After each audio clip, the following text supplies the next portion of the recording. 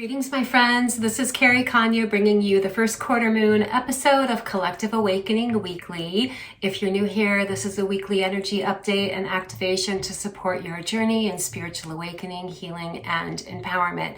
Today is the day of the first quarter moon happening in the sign of Gemini. Gemini always inspires a curiosity, a thirst for knowledge, and a desire to socialize and be communicative. And the first quarter moon always brings in an urge to put some positive energy in the direction of whatever intentions we had set for ourselves during the new moon. So first quarter moon in Gemini always inspires us to seek and share knowledge and information in connection to growth. Growth of our goals, our interpersonal growth, all of the above.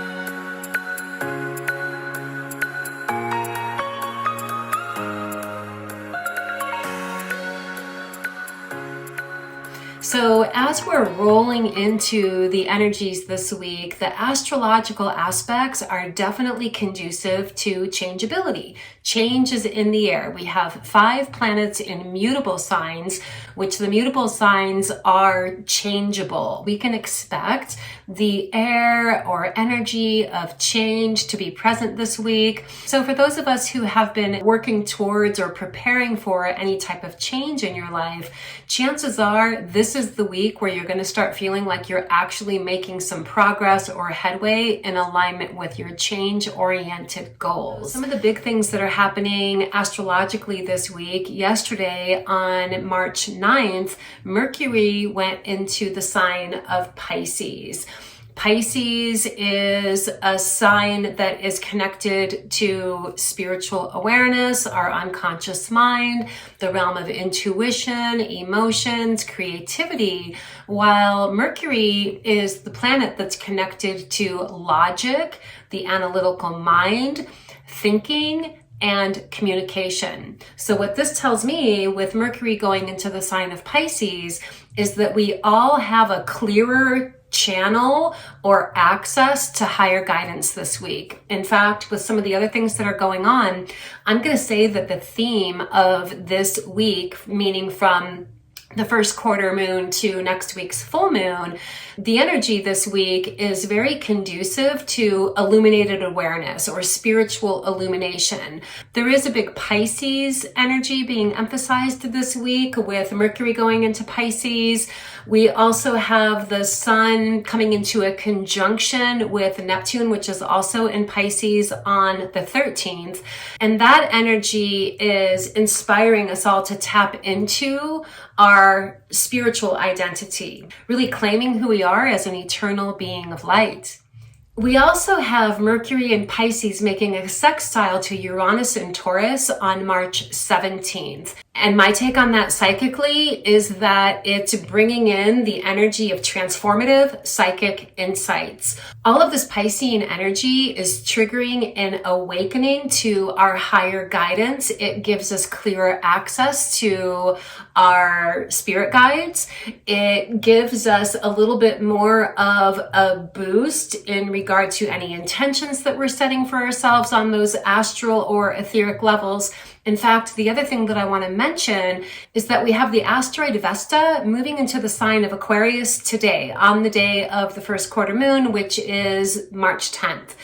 Vesta is an asteroid that represents our own internal divine soul flame. So moving into the humanitarian sign of Aquarius is very timely because it supports us all in advocating for peace and justice, which we all know the world needs right now. So one of the best things that we can do collectively on a global level to support positive change and to be that advocate for peace, justice, harmony, goodness, and light is to project that energy out from you with your intentions, your prayers, your energetic state of being. Be a beacon of light in the world right now. Be an advocate of light. The astrology that's happening this week is actually really supporting like an intensification of our connection with the ethereal realms of life. which boosts and gives a little bit more of a potency to things connected to our intentions and our prayers, as well as being able to receive divine guidance. So with that, let's go ahead and take a peek and see what additional insights want to come through the cards today. So I'm coming to you all today from my healing center in Uptown Sedona, and I'm going to be working with my Radiant Rider-Waite deck today. Just giving them a few shuffles, tuning in. I'm going to go with pulling 3 cards today. And for those of you who are learning how to work with tarot, this is going to teach you a method that you can begin to work with. It's like reading the cards without doing an actual tarot spread. The 3 cards that I'm going to pull are going to reveal some type of energetic signature or energetic opportunity, a pathway in which we can align with or attune to or work with the energy, and then what the result of that will be. So I'm going to go ahead and pick 3 cards, and I'm going to look at them all at once. And of course, I'm going to show you what they are. And as always, in order to get a personal message for yourself, take a look at the cards. Look to see what aspect of the symbolism in the cards are jumping out at you the most. And then use your intuition to self-interpret what that symbol means to you. As always, I invite you all to share whatever personal insights you gain for yourself in the comments below, so that all of us here connected to this channel can share, interact, and lend one another support. If any of you see anything in the cards that feels like it's a message for the collective that you would like to share in the comments, I definitely invite you to do that as well. So let's see what wants to come up today. Here we go. And as I said, I'm just going to pick all 3 cards at once. Here's 1, here's 2, and here's 3.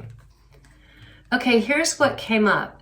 We have the 6 of Pentacles showing up reversed. I'll show it right side up in a moment. We have the 10 of Swords showing up reversed. And then we have the 6 of Wands showing up. So if I'm reading this first as a whole, what's the energy? What's the action? What's the outcome? Okay, so as I'm tuning into this, it actually feels like some pretty significant, intense messages coming up. I feel like the 10 of Swords reversed is the energy that's showing up. The 6 of Pentacles reversed is the action, and the 6 of Wands is the outcome. The 10 of Swords, when it comes up upright, is an energy of facing the root of what your fears and uncertainties are. It's like the need to take responsibility for our own growth. Where have we been maybe unconsciously or unintentionally invested in our own stories that are fear-based, worry-based, disempowering? Where have we been leaning into disempowerment, perhaps as an unconscious excuse to not grow and evolve? That's what's coming up. So on a collective level, we're all being asked to take an honest look at that. Where have I been invested in my own shadow thinking story? Where has it been serving to keep me stagnant or stuck or living in dense energies? And how can I take responsibility for myself to shift that so that I can be contributing to light and goodness and growth in the world? And this can be for your individual life and then the world collectively. And that part is connected to the sun shine in the background. The card right side up, you can see like stormy energy here, but in the background, the light is returning. And there's a body of water there as well, which represents the emotional, unconscious aspect of us. And then the swords are the mental. So this is what happens to our energy when we allow the fears and worries of the mind to rule us. Ultimately, it depletes us energetically. And we need to reclaim our vitality and harness our higher mind, our spiritual illumination, and allow that to be what guides us, rather than allowing the unruliness of a fear-based mind to be what guides us, because that's for sure not going to get us anywhere, right?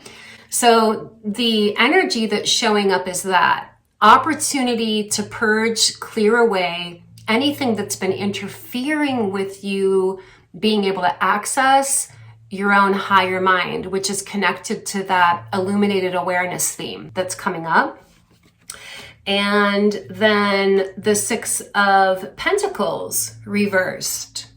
In and of itself, when this card comes up, it can indicate fear of lack, fear of loss, leading to selfishness and lack of willingness to share or to be generous. And what we're being asked to do is to, again, look at that within ourselves. The teaching that's coming up with this is, rather than seeking to take from the world, ask yourself, what can I give? This is a time of giving. What can I give? What can I extend? What can I offer? What can I contribute? What can I support? It's in being in our givingness, being in our generosity. And it doesn't have to be giving or being generous literally on financial levels. The pentacles can relate to finances, but really it's earth energy. So your physical environment, your physical health and well-being, your physical body. And so the action we can take is asking ourselves, how can I contribute? How can I contribute to lightness, good? If we're looking at that Vesta moving into the sign of Aquarius, being that very humanitarian energy and advocating for freedom and justice, what can you personally do to contribute to that? You might feel unable to make a big difference, but we can pray, we can hold space, we can extend light, we can find ways to be in our generosity, even if that means smiling at a person who's down and out. Spiritually speaking, even little things like that are considered acts of generosity. So we are being called to be in our generosity this week, to be aligned with that energy of the goodwill for humankind from our hearts. How about we all have it on our mental radar, find ways to extend kindness, generosity, support, even sharing your unique soul gifts in ways that are fulfilling and enriching to you, that benefit people within your sphere of influence, benefit your community. Ultimately, when we're in that energy of sharingness, we feel good about that. It raises our vibration. And when we are in an elevated vibration, and there's more and more people doing this, and more people are coming into their elevated vibration, then on the collective level, we all shift into an elevated vibration, which minimizes the possibility of darker energies being able to prevail or dominate. And that's why I'm saying this energy is the result. When we can overcome our shadow thinking, face the roots of it, be willing to shake free of old stories that are keeping us small and maybe even in victim consciousness, when we can be in our generosity, be beings that are contributing to positive energy and solutions in life, guess what? Life shines that energy back on us, and we find ourselves being supported by the universe in many different forms. Usually when this card comes up, it's feeling and experiencing the support of others around you who value your presence, your energy, your contributions, and want to in turn support you in succeeding in your own path and your own journey, whatever that means to you. So these are the messages that are coming up this week. I'm going to hold these cards up once again. The reverse cards I'm going to hold up upright just to give you a chance to really tune in. So the 10 of Wands, while you're looking at the card, another thing I'll say about this is that 10s do indicate transition, transformation. It's the end of one cycle of experience and the beginning of another. So being in a little bit of an in-between time of changeability, as we're talking about here with the 5 planets in mutable signs, changeability is definitely a theme this week. And we for sure want to utilize this gift of more fine-tuned connection with our intuition, stronger connection with higher guidance to be what guides us through however change is showing up in your life. And here's the the 6 of Pentacles once again, showing it in the upright position. Look at the card. What symbol is jumping out at you? What do you feel it means to you in your life? Is there anything that you intuitively sense that this could be a message for the collective? And then the 6 of Wands. So we have 2 6s. 6 is the number of love, balance, harmony. So there's a harmonizing, dominant factor here while we're in the midst of change, both on personal levels, on the levels of collective consciousness of evolution, and then globally as well. Please share whatever you feel compelled to share in the comments, and I'm going to look forward to seeing you all in the next video. All my love, guys, blessings and namaste.